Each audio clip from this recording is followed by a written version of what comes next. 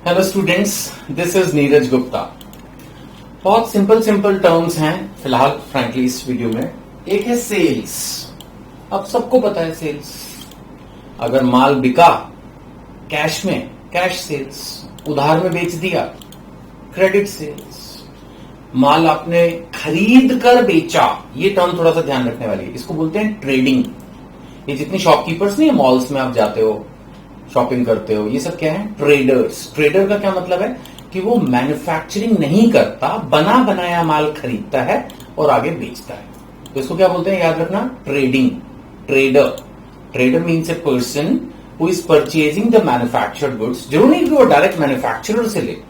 कई बार मैन्युफैक्चरर अपना एक डीलर अपॉइंट कर देता है, भाई तुम दिल्ली में डील करोगे तो डीलर, तुम हरियाणा में डील करोगे डीलर। और फिर कोई भी शॉपकीपर को अगर माल चाहिए तो वो उस डीलर से खरीद के फिर रिटेलर बन जाता है एक तरह से, और वो कस्टमर को माल बेचता है।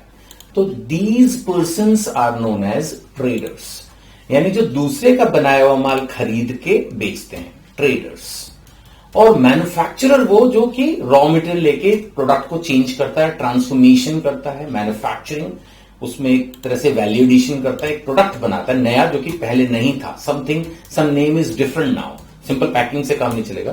तो he is a manufacturer. But in any case, for accounting purpose, whether it's a trader और it's a manufacturer, it's a sales. आपने अगर पिछली वीडियो ध्यान से देखी हो तो मैंने परचेज में समझाया था कि unless a purchase is of an item which we are going to sell, that is not a purchase. तो मैंने एग्जांपल लिया था कि अगर कोई ऑफिस या कोई भी बिजनेसमैन अपने ऑफिस के लिए एसी खरीदता है, फर्नीचर खरीदता है, कंप्यूटर खरीदता है, बिल्डिंग खरीदता है, तो वो परचेज नहीं है, वो एसेट है। इसी तरह से अगर कोई बिजनेसमैन अपनी बिजनेस की कोई एसेट बेच दे, like sale of building, sale of computer, sale of machinery, sale of furniture, anything, that is not a sale. जब मैं बात कर रहा हूं सेल्स की, तो ये सेल्स उन चीजों की सेल्स है जो हमारा ऑपरेटिंग ऑपरेशंस का पार्ट है, यानी कि which is a part of our operations, means जो हमारी नॉर्मल बिजनेस एक्टिविटी है, ये उस आइटम की सेल को सेल्स बोलते हैं। कहीं ना कहीं सेल्स की टर्म देखने में बड़ी सिंपल लगती है, लेकिन बाद में कंफ्यूजन ना क्रिएट करे, इसलिए मैं आपको क्लियर कर रहा हूं कि सेल का मतलब वो आइटम जो हमारे नॉर्मल कोर्स ऑफ बिजनेस में, रूटीन बिजनेस में, जिस आइटम को, जिस सर्विस को हम प्रोवाइड करने के लिए अपना बिजनेस खोल के बैठे हैं, अपना बिजनेस चला रहे हैं, जब उस आइटम को हम बेचते हैं उसको सेल्स बोलते हैं। अब जिसको हमने माल बेचा, हो सकता है वो वापस कर दे, तो that is sales return. Sales return also known as return inward. आपको ध्यान होगा, परचेज रिटर्न को मैंने क्या बोला था? Return outward. तो सेल्स रिटर्न क्या हुई? Return inward. जब मैंने माल भेजा और अब वो वापस आ रहा है, रिटर्न इनवर्ड, अंदर आ रहा है, रिटर्न इनवर्ड बोलते हैं, सेल्स रिटर्न भी बोलते हैं। Next term is revenue from operations. ये फिर वही आ गया। ऑपरेशंस का मतलब हमारी normal routine business activity, right? Operations का मतलब क्या हुआ? हमारी नॉर्मल रूटीन बिजनेस एक्टिविटीज। तो उससे जो रेवेन्यू आता है, पैसा आता है, जैसे sale of goods, providing services. ये मैंने जानबूझ के दो अलग अलग पॉइंट बना दिए, जैसे आपकी बुक में भी है। तो दो अलग अलग चीजें हमने बता दी इसमें, गुड्स भी, सर्विसेज भी। लेकिन देखा जाए तो रेवेन्यू है, ऑपरेशंस है। अब जो सर्विस सेक्टर में लोग हैं, अब जैसे माना कुछ लोग हैं, जैसे माना सर्विस प्रोवाइड करते हैं, जैसे कोरियर कंपनी हो गई या कोई भी इस तरह की कंपनी जो सर्विस प्रोवाइड करे, तो एक तरह से उसके लिए भी वो रेवेन्यू ही है ना? कोरियर कंपनी हो गई, होटल्स हो गए, या और भी जो भी लोग दुनिया भर की सर्विसेज दे रहे हैं, कंप्यूटर रिपेयर्स कर रहे हैं, तो ये सब लोग सर्विसेज बेसिकली। तो सर्विसेज हो या सेल ऑफ गुड्स हो, दोनों ही चीजें रेवेन्यू में काउंट होंगी। और इसके earning interest income by financial enterprises. ध्यान से सोचिएगा, ये पॉइंट थोड़ा सुनने और समझने वाला है। सपोज मेरी एक लोन की कंपनी है। हाँ, ऐसा होता है, कुछ लोगों का बिजनेस यही है।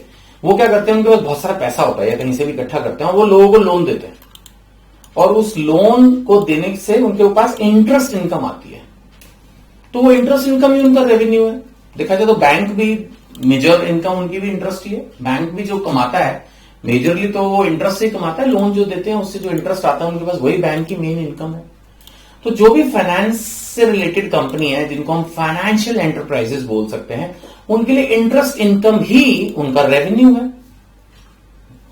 यही रेवेन्यू है जिसका जो बिजनेस है है ना।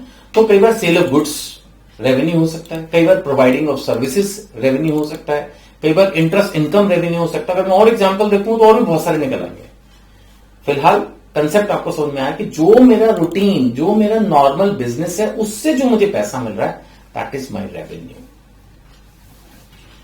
Next is goods. अब ये तो फिर थोड़ा रिपीटेशन हो गया, मुझे बोर्ड पे लिखना पड़ता है क्योंकि आपकी बुक में जो सीक्वेंस में दिया हुआ है, तो for the sake of full coverage मैं लिख रहा हूं। अदरवाइज गुड्स में, सेल्स में भी मैंने समझा दिया, परचेज में भी मैंने समझा दिया। अब आप अच्छे से गुड्स को समझते हो। By goods we mean the items, the physical items for sale. वो हो सकता है आपने खरीदी हो, वो हो सकता है आपने बनाई हो, इसीलिए मैंने लिखा है परचेज्ड और मैन्युफैक्चर्ड। तो जिन आइटम्स में हम डील कर रहे हैं उनको गुड्स बोलते हैं। फिजिकल आइटम्स को हम गुड्स बोलते हैं जो हमने खरीदी या फिर हमने बेची। सिंपल है, राइट। अब जैसे मैंने वही एसी का एग्जांपल फिर से ले लिया कि अगर कोई एसी डीलर है जो एसी ही बेचता है, एयर कंडीशनर्स बेचता है, तो उसके लिए एसी गुड्स है। और अगर मैं कोचिंग क्लासेस चलाता हूं या माना मेरी कोई फैक्ट्री है या मैं कुछ भी काम करता हूं एक्सवाइजेड, और तो मैंने एक एसी लगाया हुआ जो कि सब जगह ही लगा होता है, तो हमारे लिए वो गुड्स नहीं है, हमारे लिए एसेट है। लेकिन जो एसी डील करता है, जो एसी की ही सेल परचेज करता है, उसके लिए एसी गुड्स है। बहुत बार बता दिया, तो अच्छे से रिवाइज हो गया होगा। तो इस वीडियो में स्टूडेंट्स इतना ही। कोई डाउट हो तो आप जरूर कमेंट बॉक्स में लिखिए, मैं जवाब दे दूंगा।